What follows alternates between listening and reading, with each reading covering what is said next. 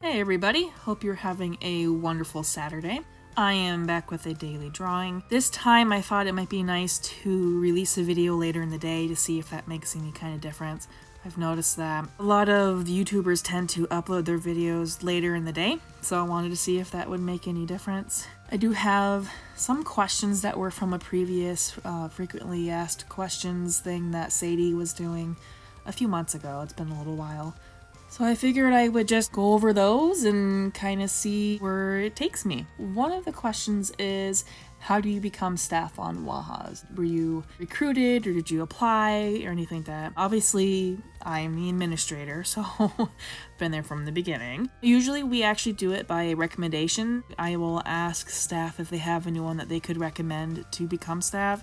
I'd rather not do applications just from random people, and that way you know that someone's been kind of spoken for or vouched for, and hopefully they'll work out a lot better than someone that you don't know that's applied who sounds good on a form, but not necessarily who has proven themselves over a period of time. One of the things I always promised myself, and really anyone that uses the site, is I never wanted to have staff that were mean or abused their positions, because I've been on a lot of sites where that was the case. So always wanted to make sure that we had excellent staff who were very kind and helpful, and I think that we've accomplished that, and I think we have a really great team of people here. That's just kind of been the goal, it's all by recommendation. Another question, do you have any pets? I do, actually. We had a flock of sheep for a good amount of years, but we had to take a break from them, so we're sheepless right now, but we'll probably get back into sheep maybe next year or the year after. I have Kruger, which everybody knows. We have a cat that we got last year. He's kind of a turd. He was a barn cat, but they had kept tabs on him for a long time, so surprisingly, he's actually really affectionate and crazy and playful. Just a really good cat. We have 2 dogs. 2 English Shepherds, a male and a female. We had wanted to breed, but things just didn't work out how we had hoped, so they're just house pets. We recently acquired some bearded dragons, so we have we have 1 dragon. I have another one that will hopefully be here in a week. Someday I might like to try breeding them just to kind of try that out. I also have a handful of rabbits.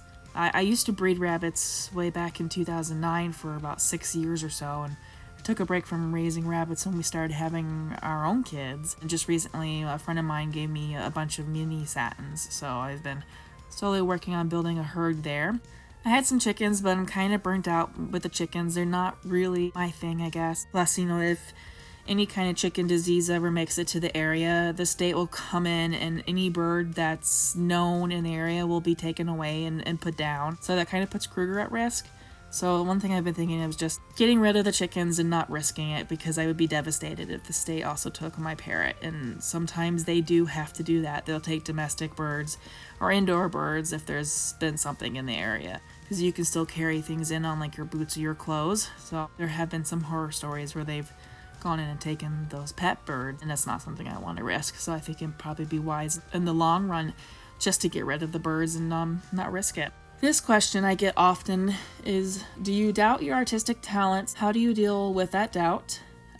I do, actually, and I think that's pretty common for a lot of artists. A lot of artists can be perfectionists, and they want to make sure that they're creating the best stuff they can, and they have low self-confidence in what they're creating. I'm definitely there. Even in a lot of these videos I've been posting on YouTube, I can see tons of mistakes in my artwork, but I'm trying not to nitpick, trying to just get the work done, try my skill, because if I spend too much time criticizing all those little things, I'll never get it done. And you won't improve or gain experience if you don't actually do it.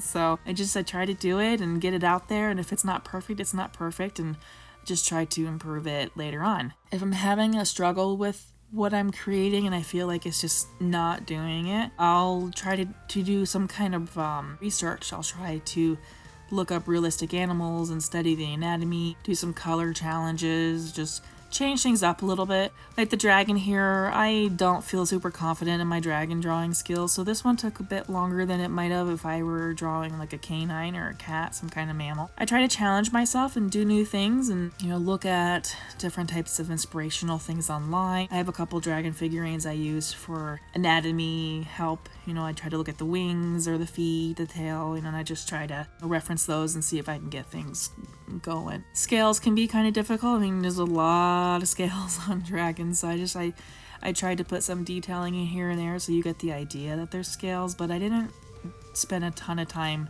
making it every single little scale, and I think that it still turned out pretty decent. I mean, overall, I'm content with this picture. That's just what I do if I'm having doubt in my skill. You know, I'll try to get back to the foundation stage and re-practice things, re-study anatomy and things like that, so I just kind of start from the beginning. What are some of your favorite Pokemon? Zangoose is definitely one of the top. I really like Zangoose for some strange reason. Dragonite is another one that I really like. He's one of the first ones I had leveled up in the very old Pokemon games, black and white ones, so that, you know, he kind of just stayed a favorite forever. Do you have a job outside of WAS? I do, actually. I help out at a friend's daycare. We have like 5 or 6 toddlers that we look after and take care of. And then before school and after school, we have a handful of older kids. And I do some commissions on the side. I don't always talk about that side because I hesitate to do too much with my commissions because it may distract me from other things. But sometimes I do have some side commissions. And then one of the other questions I had was, do you find the time to play other games beside WAHAs? I do.